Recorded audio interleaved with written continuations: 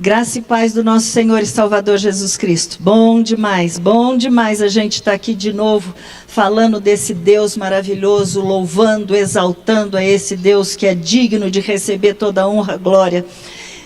E eu quero contar para vocês uma experiência que eu tive essa semana que passou. Eu estava lendo a parte que eu caí na Bíblia naquela semana, eu estou em 2 Crônicas, e lendo eu cheguei num dos piores reis que Jerusalém já teve. O nome dele era Manassés. Se você pensar numa pessoa que fez coisa ruim, coisa errada, é o tal do Manassés. Ele tinha 12 anos de idade quando ele começou a reinar, e o pai dele, que era o rei Ezequias, ele foi um rei que reinou durante 29 anos, mas Ezequias fez tudo certo, foi reto aos olhos do Senhor, mas seu filho Manassés reinou durante 55 anos e realmente ele irritava a Deus com as suas ações. Até hoje, quando você está lendo essa história, você fica indignado com as coisas que ele fez. Vou falar algumas delas só para você entender como é que esse rei fez coisas ruins, coisas erradas, coisas que não são nem dignas de ser mencionado.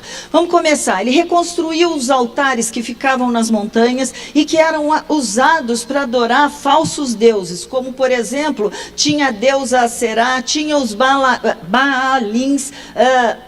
Vocês se lembram da história? Deus havia dito que quando eles entrassem na terra prometida, eles não deveriam seguir esses falsos deuses, mas este rapazinho, ele fez muita coisa errada. Ele se prostrou diante de todo o exército do céu, e ao invés dele adorar o Criador, ele adorava a criação. É mais ou menos isso. E ele cultuava, né? A história diz que o pai dele, quando entrou para reinar, ele já tinha acabado com tudo isso, tinha retirado todas essas coisas, mas ele trouxe tudo novamente de volta. Ele edificou altar dentro do templo de Deus, altar aos falsos deuses, no meio dos 2 átrios. Mas o que me chama muita atenção, que dá vontade de pegar pelo pescocinho, ele queimou seus filhos em sacrifícios a esses deuses. Imagina que loucura, que coisa mais... né? Ele fazia adivinhações olhando para as nuvens, ele era agoureiro, feiticeiro, ele aceitava os médios, as feitiçarias, né? Ele colocou uma imagem de escultura dentro da casa de Deus, e através dessa imagem ele cultuava ali dentro. E o pior, ele também não só praticava isso, como ele levou todo o povo de Israel a praticar, a andar também contra a palavra de Deus. Uma coisa é quando você não sabe o que está escrito, mas sabendo desobedece, e ele sabia. Então, como eu falei, era um rei que irritava profundamente ao Senhor. E diz a Bíblia, a palavra da Bíblia, ele fazia continuamente o que era mal aos olhos de Deus, e o fazia para provocar a ira de Deus. Bom, Deus havia escolhido o povo de Israel para ser o seu representante na terra. Deus havia escolhido Jerusalém como o local onde deveria ser colocado o templo, o local onde os filhos dele iriam ali para adorar esse Deus. E apesar disso tudo, esse povo que recebeu de Deus uma terra, que saiu do Egito, esse povo, o rei fazendo uma coisa errada, eles seguiam aquele rei. O nome daquele local, onde em Jerusalém seria construído esse templo, era justamente o local que eles deveriam ali estar durante 3 vezes ao ano, para adorar a Deus. E Deus havia falado para eles que se por um acaso eles não obedecessem, então Deus os tiraria daquela terra prometida. A ordem era o seguinte: enquanto vocês estiverem em obediência, está tudo certo. Então eles deveriam andar conforme justamente a palavra de Deus, aquilo que estava sendo ensinado através de Moisés. Eles tinham recebido todas aquelas normas, aqueles mandamentos. E aí, quando você está lendo a Bíblia, você vai reparar uma coisa: quando o líder da nação buscava a Deus, todo o povo buscava também. Quando o líder da nação, ele realmente não queria nada com Deus, todo o povo, seguindo aquele rei, deixava de seguir a Deus. E isso você vai ver quando você começa a ler a história dos reis. Você vai no início, rei fulano reinou tantos anos, fez o que era bom aos olhos do Senhor. Fulano reinou tantos anos, fez o que era mal aos olhos. Isso em todos os momentos você vai ver essas passagens. Mas Deus é tão misericordioso, tão bom, gente, que mesmo esse povo errando, ele levantava profetas, ele levantava homens que ali chegavam para falar: olha, vocês estão errados, isso não é o que Deus está pedindo. Mas eles nem davam ouvido, nem queriam saber da história. Então agora eu estou em 2 Crônicas, capítulo 33, no versículo 11, quando Deus então traz o juízo por causa do erro deles. Por isso, o Senhor trouxe sobre eles os comandantes do exército do rei da Síria, que prenderam Manassés com ganchos, amarraram com correntes e o levaram para a Babilônia. Talvez alguns de nós até falassem assim: ó, bem feito, ele merecia mesmo, ele tá recebendo em função daquilo, que as consequências daquilo que ele fez. Quando você vê o versículo 12 também, do mesmo capítulo 33, você vê o seguinte: ele já estava preso lá na Síria, tinha sido levado com ganchos, correntes. Ele, angustiado, suplicou ao Senhor seu Deus e muito se humilhou diante do Deus dos seus pais. Sabe, quando a gente vê uma história de uma pessoa tão má assim, uma pessoa sem noção naquilo que ela faz, imediatamente a gente pensa assim: não, essa pessoa não merece nem atenção de Deus. Essa pessoa não merece mais isso. Que é isso? Só porque agora ele resolve clamar, então Deus tem obrigação de ouvir? Olha o que está em 2 Crônicas, no capítulo 7, versículo 14 e 15. Isso é um dos versículos mais falados na Bíblia, porque isso para Deus também é um mandamento.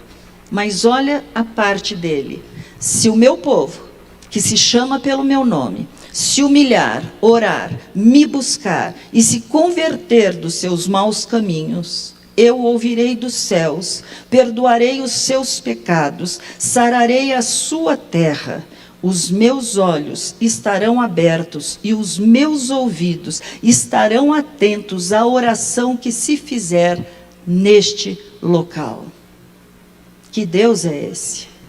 Que coisa maravilhosa! Quando você vê uma coisa dessa, ele falou isso para o povo de Israel: quando vocês se humilharem, quando vocês orarem, quando vocês me buscarem, se vocês fizerem isso, eu ouvirei. É assim que está na palavra de Deus. Manassés pertencia ao povo de Deus. Manassés era um escolhido. E eu sei, ele nem estava em Jerusalém nessa hora, quando ele fez, porque quando você vai a Jerusalém, um dos pontos auges da viagem é que você está entrando, você está chegando lá naquele muro, é só um pedacinho do muro, mas você está chegando ali. Eles começam justamente a falar do pedaço, do local, que Deus falando: se eles aqui abrirem a voz, orarem a mim neste local, os olhos deles estão abertos ali para qualquer oração que seja feita. É assim que é. E aí nós ficamos pensando que este homem orou. A Bíblia diz que angustiado ele orou e se humilhou. Então para pensar agora um pouquinho neste rei. Para de pensar nesse tipo de pecado que ele fez e começa a pensar no Rei dos Reis, Senhor dos Senhores, o Deus que eu e você servimos. Você acha, meu querido, que este Deus que você serve, que ouviu aquele cara que matava filho, que fez o que ele fez, ouviu o clamor dele, você acha que ele não está ouvindo a tua e a minha oração? Você acha que ele não está sabendo o que está no teu coração, o que passa dentro da tua história, dentro da tua casa? Pode ser que a resposta ainda não tenha chegado, mas a nossa parte é continuar orando, buscando, porque é isso que está dizendo a palavra de Deus. Eu fico cada vez mais apaixonada, impressionada com esse Deus. Esse Deus é um Deus amoroso, esse Deus é um Deus misericordioso, ele é bondoso. E nós devíamos entender e ficar apaixonados por Ele, porque é maravilhoso. Segundo Crônicas 33:13, ele fala assim: orou ao Senhor, e o Senhor se tornou favorável para com ele, atendeu-lhe a súplica e o fez voltar para Jerusalém e ao seu reino. Que Deus é esse? Deus não apenas tinha ouvido o clamor daquele homem, mas ele se tornou tão favorável que fez aquele rei voltar para Jerusalém e voltar para aquela posição de rei. O rei da Síria o mandou de volta, e ele ali então, quando ele reconheceu a Deus como Senhor e Salvador mesmo da sua vida, quando ele reconheceu a posição dele, o local dele, quando ele viu os pecados, teve consciência: quanta coisa errada eu fiz. Quanta coisa errada eu fiz. O próprio povo de Israel, o próprio povo teve que reconhecer tudo aquilo que eles tinham feito, como eles tinham entristecido o coração de Deus. Eu não consigo entender muito desse amor de Deus, porque nós, mais ou menos como pais, como mães que nós somos, o que acontece muitas vezes? Filho faz uma coisa errada, a gente já fica bravo. Não é assim? Mas o que a palavra de Deus está nos mostrando é que esse Deus, ele nos atrai e começa a mostrar para nós qual é o melhor caminho. Ele fica olhando o teu coração, a tua súplica, ele fica vendo como está dentro de você, como é que você está. Ele sente a tua dor, a minha dor, ele entende. E diz a palavra de Deus que quando o rei Manassés retornou, ele reconstruiu a cidade, toda a muralha daquela cidade de Jerusalém, mas também nas outras cidades. Ele reconstruiu não apenas as muralhas, o tamanho que elas já eram. Diz a Bíblia que ele reconstruiu inclusive mais alta do que antes. Ele fechou todas as brechas para que o inimigo não pudesse entrar, não fosse novamente entrar naquele local. Ele colocou chefes militares em cada cidade fortificada para poder defender seu território e fazer a proteção daquela região. Ele fechou as brechas, inclusive da sua própria vida. Olha o que diz a palavra de Deus, gente. Tirou todos os deuses estranhos, tirou os ídolos que havia colocado na casa do Senhor, retirou os altares que havia construído para esses falsos deuses, não apenas aqueles que estavam no templo. Ele fez isso inclusive com todos os lugares lá em Jerusalém. Ele restaurou novamente o culto a este Deus, o altar a este Deus, começou a obedecer todas aquelas ordenanças, os mandamentos. Ele restaurou as funções novamente dos levitas, para poder estar ali no templo, fazendo o sacrifício, as ofertas pacíficas, para fazer os cultos de ação de graça. Ele fez com que as pessoas entendessem que agora deveria haver um único Deus, e que por causa disso, eles não deveriam mais sacrificar a falsos deuses. E aquele povo realmente começou a fazer tudo isso. Ele começou a seguir a esse Deus. E quando eu li esse capítulo, olha, segundo Crônicas capítulo 33, chega em casa, dá uma lida, porque conforme você está lendo, você começa a aprender cada vez mais quem é o Deus que você serve. Como é que pode esse Deus, que essa pessoa fez tudo errado, ele dá uma segunda chance, uma terceira chance? Ele só precisa ver no teu e no meu coração o quê? A nossa disposição de mudança, a nossa disposição de não querer pecar mais. Então eu comecei a tirar algumas lições desta passagem, deste capítulo, que eu quero compartilhar com vocês. A primeira lição que me chama muito a atenção é que filho de crente não é crente. Deus não tem neto. Quando você estiver lendo a Bíblia, sempre você vai ver filhos de Deus. A criança menorzinha, o mais idoso, são filhos de Deus. Deus não tem netos, porque cada um, num determinado momento da nossa vida, nós vamos ter que chegar e tomar uma decisão. Não é mais a fé que nós recebemos dos nossos pais, porque tem muita gente que foi criado em igreja evangélica, protestante, católica, e que não tem fé nenhuma.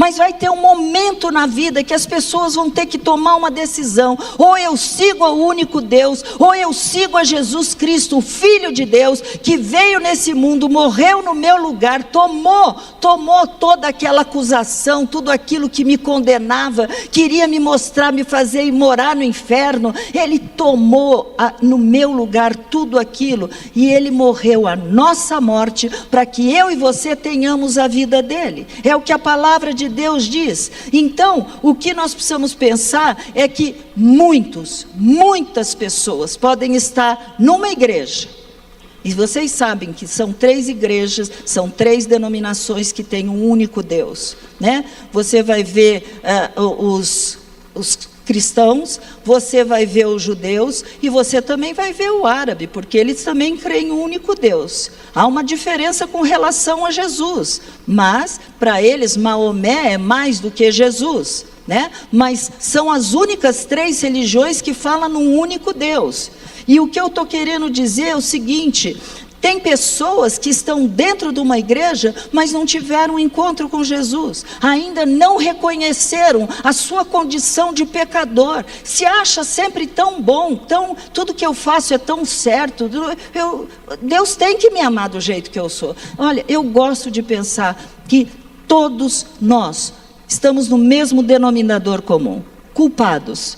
Todos nós somos pecadores. O que nos leva à salvação é justamente a graça de Deus, quando a gente reconhece que Jesus Cristo é o nosso Senhor e o nosso Salvador. E nós estamos vendo, inclusive, quando você pensa que essas pessoas foram criadas dentro da igreja, muitas delas, e eu estou falando isso por causa do meu maridinho, né? Vocês lembram da história do Caio? A vida inteira numa igreja evangélica.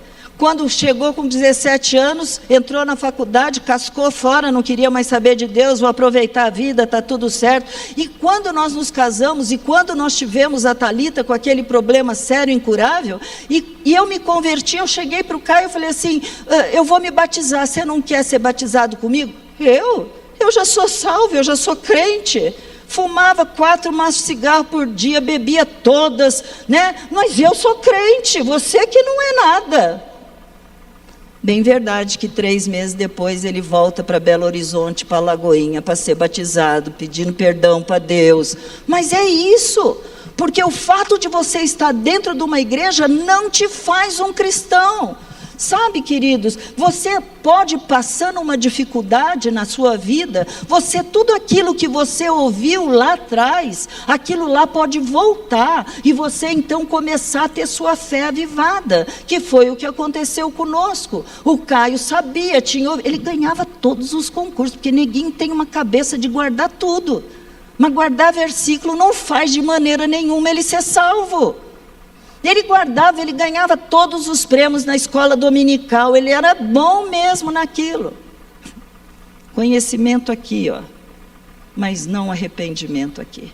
A diferença é muito grande. E é por isso, infelizmente, que nas ruas, eu não sei se vocês já fizeram algum trabalho de rua, mas nós tivemos um período que a gente saía nas sextas-feiras levando comida para poder distribuir nas ruas.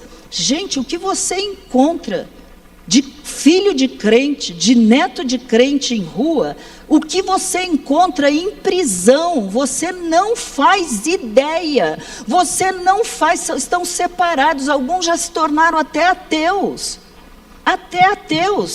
e é uma coisa louca isso.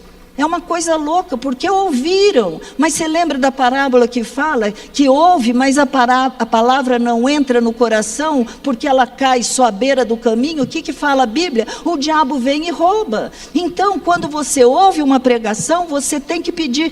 Quando você vier para a igreja, venha para a igreja e fala: Senhor, fala comigo, coloca o meu coração nas tuas mãos, abre para eu poder ouvir e entender o que está sendo falado, Deus, fala comigo, que não vai ser assim para eu ficar ouvindo a pregação, fulano podia estar aqui, isso tem tudo a ver com ele, não, bem, é para nós, é porque nós temos que viver a nossa vida pautada nos princípios da palavra, uma vida de santidade. Jesus está voltando, e nós podemos, um abrir e piscar de olhos, e nós podemos ficar,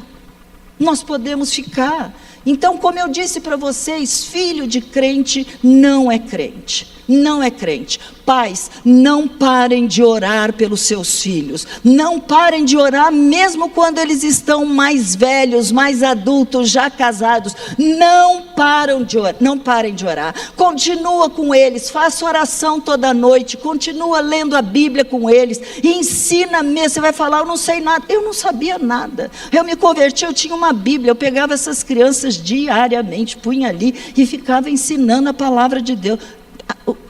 Confesso para vocês, a maior parte dos versículos que eu sei decor é por causa desta época. Porque, é claro, você está aprendendo, você está ensinando, aquilo lá você tem que saber, vai entrando. E aí você começa a ver, nossa, era isso que estava escrito, agora eu já entendo. Mas é assim que nós temos que fazer.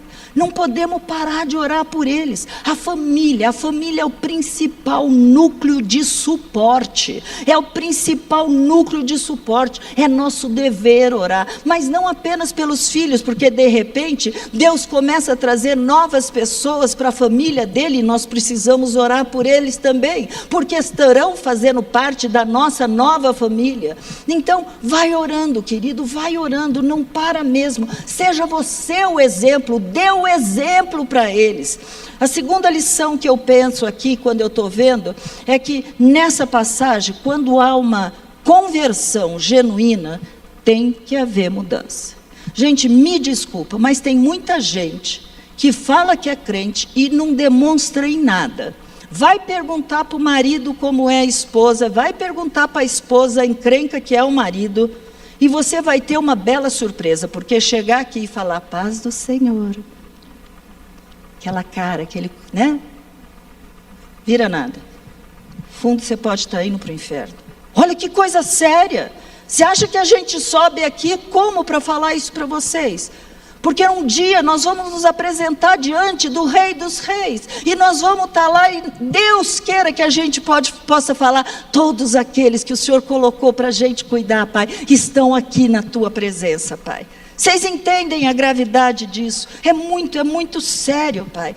E quando a gente vai ver coisas que podem estar acontecendo, a Bíblia fala, você vê, acabei de falar sobre Manassés, a mudança radical que ele teve, mas no Novo Testamento está cheio de exemplos de mudança radical. Quando você pensa em Mateus, estava na coletoria, a mudança que ele... Paulo, olha Paulo, o cara matava os cristãos. Paulo era um ser que, se você pensasse humanamente, com o teu coração, sem amor, você ia falar, esse daí o caminho dele era direitinho para o inferno. Estava matando os filhos de Deus. Ele tem um encontro com Jesus, literalmente cai do cavalo, e aquela experiência dele mudou a vida daquele homem. Quando você lê o Novo Testamento, a maior parte dos livros foram escritos por Paulo, porque a vida dele, ele tinha o conhecimento intelectual, mas ele não tinha experiência pessoal. Isso mudou. Então a pergunta é, as pessoas em volta de você testificam a sua mudança? As pessoas em volta de você estão vendo que você antes, tudo bem, eu vou falar do meu caso, antes eu era católica, agora eu virei batista, eu mudei de placa. Mas isso não quer dizer, só Deus sabe o que está no meu coração. Antes eu era espírita e agora eu virei... É nome, é placa. Nós estamos falando de mudança interna, mudança na tua alma, mudança na tua conduta, mudança na tua fala, na tua maneira de ser. Sabe, a gente tem visto crentes mentirosos. A gente tem visto crente roubando a Deus e roubando também aos homens. A gente tem visto crentes orgulhosos, crentes falando palavrão. Eu sei que aqui nessa igreja não tem ninguém que faz isso, mas crente falando palavrão, crente desejando a morte do outro, crente pedindo... Tem uma passagem na Bíblia, nós temos 2 discípulos que chegam para Jesus, Jesus fala, prepara que eu quero ir até aquela cidade. Ninguém queria chegar naquela cidade, porque eles eram considerados impuros, afinal de contas eles tinham casado com pessoas que não era só da raça eleita, não era simplesmente israelita. E quando Jesus fala para os discípulos irem até lá, eles voltam porque eles não quiseram permitir que Jesus entre. Qual a fala dos dois qual a quer fala que dos mande dois? cair fogo do céu sobre eles. Fogo do céu sobre Gente, eles. tem gente nessa campanha que está querendo que mande cair fogo do céu sobre algumas pessoas. Você é crente, cara. Você, ou pelo menos eu achava que. Nós temos que entender, olha o que isso está gerando. E aí você começa a ler. Tem crente que não consegue perdoar. Perdão é a base. Quando você está falando o Pai Nosso, que foi a primeira oração que Jesus ensinou, Jesus fala: perdoai-lhes os pecados como nós temos perdoado. Perdoa os meus pecados como nós temos perdoado. Quer dizer, eu quero perdão, agora o outro morra. Não dá para entender. Não dá para entender. É claro que quando você está vendo tudo isso que eu estou falando, nós temos que lembrar que nós precisamos nos arrepender, caso você esteja assim, em alguma dessas coisinhas que eu falei, você possa estar incluído. Mas tudo bem, porque não basta você repetir aquela oração, sabe? Vou aceitar Jesus, eu te recebo, eu faço. Não basta você mudar de igreja, não basta nem mesmo você ser batizada, nem mesmo você ser batizada. Já contei para vocês uma experiência de uma pessoa num batismo, tinha alguém lá conosco e ela tinha visão aberta, ela falou: que gozado, o diabo entrou seco, saiu molhado. Nem vamos falar, continua. É justamente que a pessoa não se converteu. Aquilo ali era uma representação. Batismo é eu morri para o mundo e agora eu renasço para Deus de uma maneira diferente.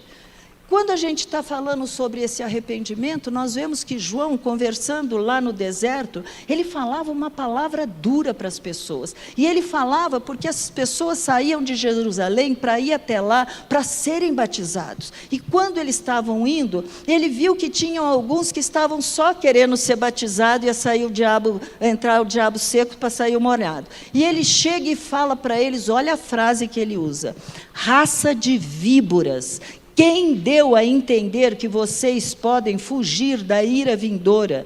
Produza frutos dignos de arrependimento. Tem que ter mudança na tua história, tem que ter. E ele continua: e não comecem a dizer uns aos outros, temos por pai Abraão, porque eu afirmo a vocês que Deus pode fazer com que destas pedras surjam filhos de Abraão. Eu traduzo essa passagem dizendo assim: destas pedras, que muitas vezes o nosso coração está bem cheio, bem duro, bem pedra mesmo, e ele está dizendo, mesmo destas pedras, Deus pode fazer com que você nasça de novo, que você seja um novo homem, uma nova mulher, de acordo com a vontade de Deus. E aí a multidão chegava e ficava tão assustada, e eles começaram a perguntar para Pedro. Eu estou agora na passagem de Lucas 3, de 10 a 14, ele diz assim, olha, ele respondeu. Eles foram perguntar para Pedro o que eles tinham que fazer. Ele respondeu: quem tiver 2 túnicas, reparta com quem não tem. E quem tiver comida, faça o mesmo. Também alguns publicanos era uma racinha terrível, chegaram para ser batizados e perguntaram a João: mestre, o que devemos fazer?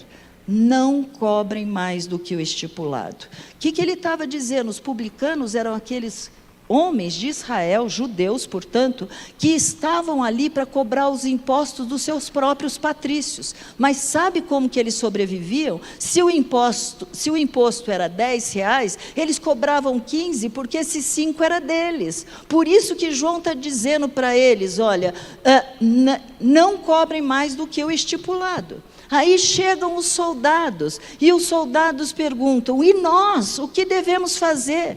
E ele lhes disse: não sejam prepotentes, não façam denúncias falsas, e contentem-se com o salário que vocês recebem. Lá era igual cá. Não tem muita diferença. Aquela época não tinha amor, aquela época tinha corrupção, e nós temos visto isso aqui da mesma maneira. Então, como eu disse a vocês, o arrependimento é a base. E não adianta você se esforçar dizendo, eu não queria, mas daí a pouco está fazendo tudo de novo, porque quando Jesus veio a este mundo, Ele trouxe para nós a possibilidade do pecado não ter mais domínio sobre nós. É isso que é maravilhoso, não mais uma religião, porque o que nós agora estamos fazendo é sendo transformados à imagem de Cristo, quanto você já mudou e quanto você está parecido com Ele. Aí você tem que pensar, tudo que eu fizer, tudo que eu falar, tudo que eu tocar, a maneira minha de agir, a minha maneira de olhar, tem que ser como se Cristo estivesse fazendo aquilo no meu lugar. Aí você vai falar, Raquel, qual é o padrão? Muito simples, muito simples. Jesus faria o que você faz? Jesus falaria do jeito que você fala? Jesus andaria, veria? A palavra você que vai colocar. Como é que fica? Você que tem que saber. Cristo vivendo em você, é isso que você faria? Eu gosto quando eu penso essa passagem, eu sempre falo, né? Não sou eu mais quem vive, mas Cristo vive em mim. Você pode repetir isso? Não sou eu mais quem vive, mas Cristo vive em mim. Gente, isso é um torpedo. Isso é um torpedo. Você morreu naquele dia que você foi batizado, você entrou na água, aquilo lá mudou a tua história. Você estava naquele momento do batismo, você estava dizendo a principados e potestades, olha, o que eu fui eu não sei, agora eu morri, eu estou me levantando, sou uma nova pessoa, nova criação, eu sou amada do Senhor, eu sou filha de Deus. É isso que a palavra de Deus diz. Eu me lembro que quando eu cheguei para o meu pai, né, falei assim, pai, já casada, terceiro filho, pai, eu vou ser batizada. Ele falou, você já foi? Eu falei, não, você não está entendendo. Eu vou ser batizada. Aí ele olhou para mim e falou assim, nossa, acho que essa vai ser a maior vergonha que você vai dar para sua mãe. Eu levei um choque, porque eu já tinha dado tantas outras. Eu já tinha feito tanta coisa errada. E ele vai falar, ele sendo ateu, vai falar para mim que aquilo era a maior vergonha que eu ia dar para minha mãe. E é gozado essas coisas, porque num primeiro momento que você se converte, as pessoas não entendem e começam a se afastar de você. É gozado isso. É gozado demais. Mas depois, quando tem um problema, é em você que eles vão procurar. Então, continua firme, você está no caminho certinho. Esse viver que eu e você temos agora, nós temos justamente, enquanto você estiver vivendo nesse mundo, nós temos esse viver, nós vamos viver pela fé, fé no Filho de Deus, naquele que morreu por você, aquele que um dia falou, está consumado. Quanta responsabilidade, né, queridos? Que coisa séria. Quero trazer um terceiro ensinamento. Sabe que quando você fala essa passagem de Manassés, você pode parecer assim para você. Bom, então parece que Deus está pronto a perdoar toda e qualquer bobagem que eu fizer. Ele está. Não posso dizer que não, porque para Deus não tem pecado, pecadinho. Ele está pronto para perdoar, sim. Não importa se foi aborto, não importa se foi que matou alguém, não importa se era um ladrão convicto. Eu li outro dia que Al Capone se converteu na cadeia. É um trem doido, mas é que a graça chega, a pessoa reconhece os erros, tudo bem. Então, quando a gente vê isso, a gente tem que pensar que só Deus, porque Ele vê o nosso coração, só Deus sabe o que você está pensando, só Deus sabe o teu interior, Ele vai saber se aquilo que você está falando é da boca para fora, ou se realmente você está convertido. Eu confesso para vocês que enquanto eu estava escrevendo sobre isso, eu falei, ixi, vai ter um monte de gente pensando, puxa vida, então vou aprontar tudo que eu quero, e depois eu peço perdão para Deus. Você não sabe o dia de amanhã. Você não sabe se você vai ter tempo. De Deus não se zomba, com Deus não se brinca. Então, não se esqueça, só Deus conhece o seu interior. Só Ele sabe o que você está falando, se aquilo é verdadeiro ou não. E aí, eu estou aqui, eu não estou querendo gerar medo, tá? Eu estou aqui para querendo, de coração, chegar para vocês e falarem, há uma diferença de você temer a Deus e você ter medo de Deus. Eu não tenho medo de Deus, porque esse Deus, essa história que eu comecei contando para vocês, esse rei que eu comecei a falando, pense num cara escroto, pense num cara terrível. E se Deus ouviu a oração dele, queridos, o que você está com medo? Medo do quê? A nossa oração sobe a Deus como um aroma suave. Aquilo que você pensa antes da palavra te chegar à boca, antes da tua oração ser feita, Deus já sabe tudo.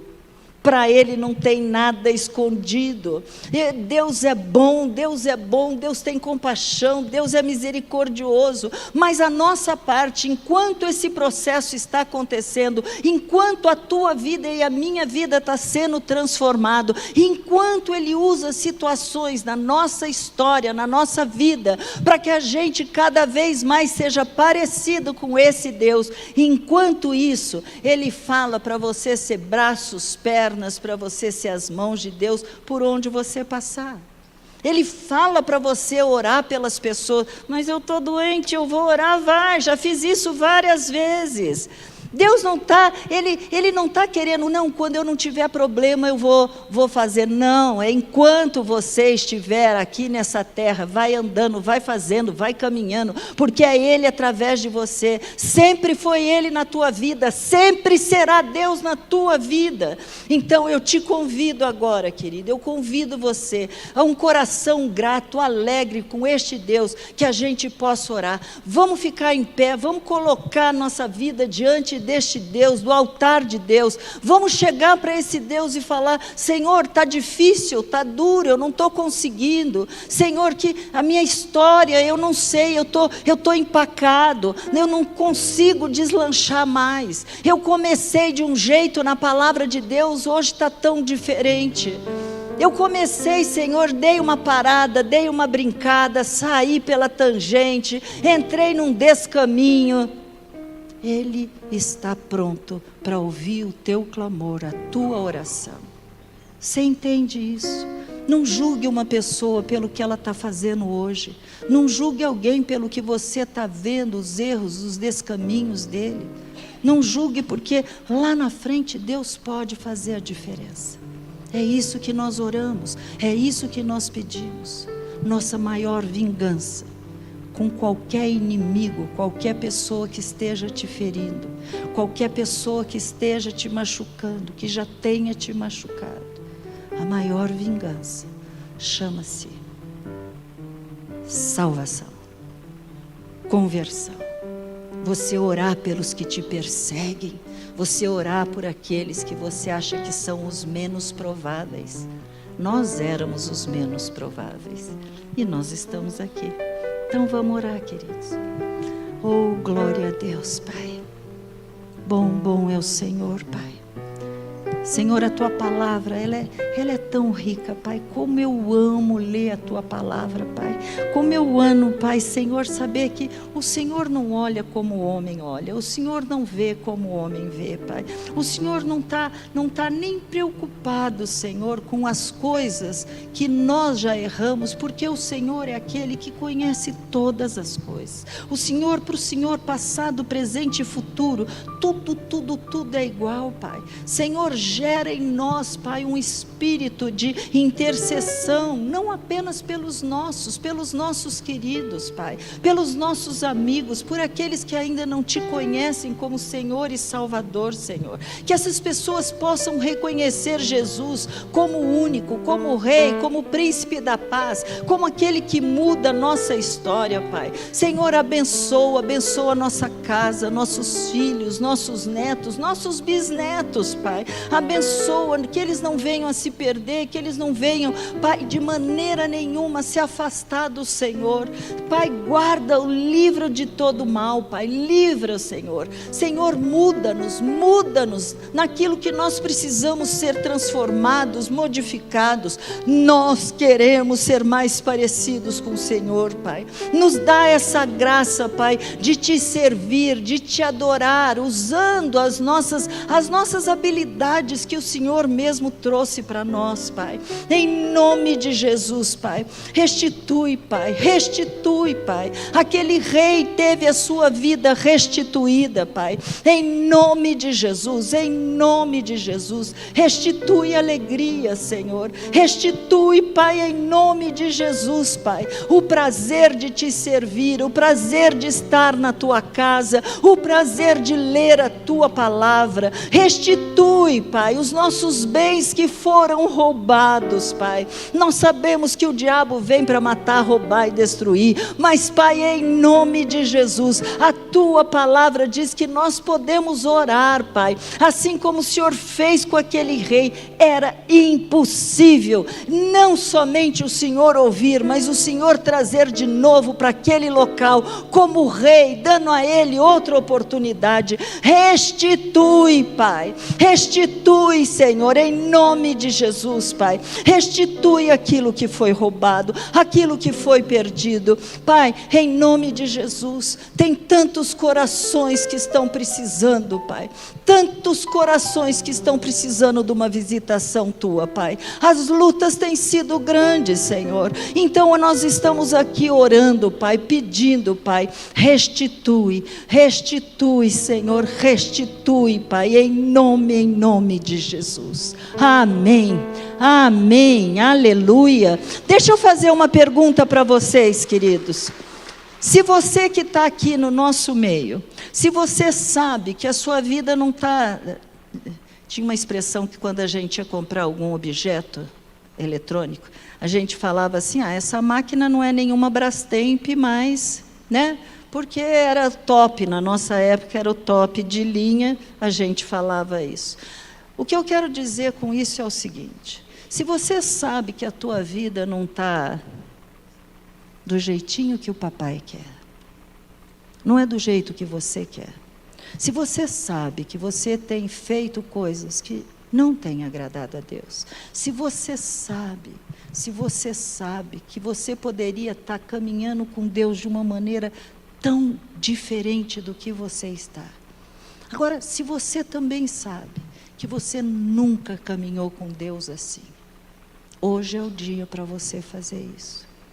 Sabe, muitas vezes a gente fala, levanta a mão quem quer aceitar Jesus.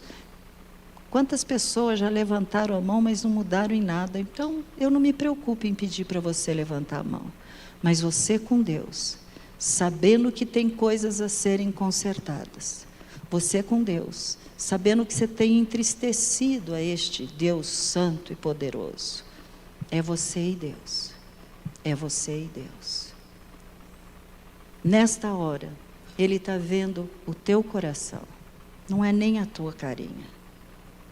A fotografia está sendo tirada, mas é de dentro e não de fora.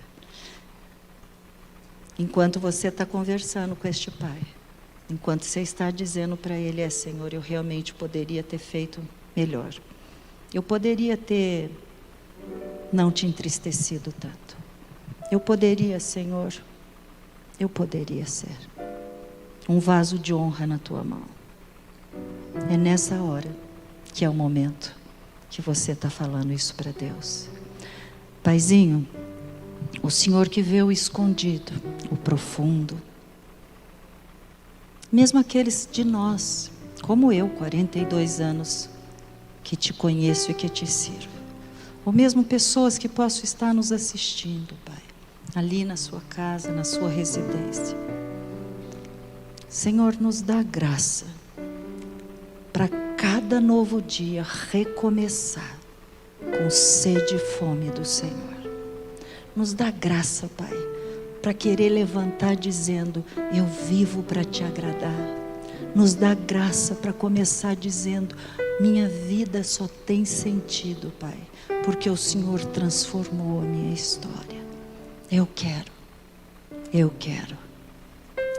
esse recomeço. Eu quero tudo de novo. Usa-me para louvor da tua glória e me faz um homem e mulher segundo o seu coração, em nome de Jesus. Amém. Que a graça do Senhor Jesus, que o amor incomensurável, esse livro, Senhor, essa 2 Crônicas 33 mostra que rei é esse, que rei é esse, que mesmo vendo os erros, com esse amor, nos chama, nos atrai, nos perdoa e vai nos transformando. E vai nos transformando. Que esse amor inunde o nosso coração para poder também transmitir para aqueles que nos cercam, Pai. Que a gente possa caminhar sendo sal e luz por onde passarmos, Senhor. Que a Tua presença, doce Espírito, em nós, dentro de nós, possa mostrar a todos que nos cercam que um dia nós Te aceitamos, um dia nós reconhecemos que nada somos sem Ti. Ó doce Espírito, nos conduza. Ó doce Espírito, nos leve, nos faça experimentar coisas novas, coisas profundas. Senhor, nós queremos mais e mais e mais e mais de Ti, Pai. Não porque, Senhor, estejamos, Pai, achando pouco, pelo contrário, Pai, queremos mais porque o Senhor é infinitamente maior do que tudo aquilo que nós pedirmos ou pensarmos. Nós nos prostramos diante de Ti, Pai, Rei dos reis, Senhor dos senhores. Vem, vem, Paizinho, vem, Filho, vem, doce Espírito, Trindade Santa, e através de nós, em nós e por nós, modificar e retirar tudo que não Te agrada, em nome de Jesus, amém. Vão com Deus, Deus abençoe você. Você pode acompanhar todo o nosso conteúdo baixando o nosso aplicativo ou seguindo as nossas mídias digitais usando o QR Code. Deus te abençoe!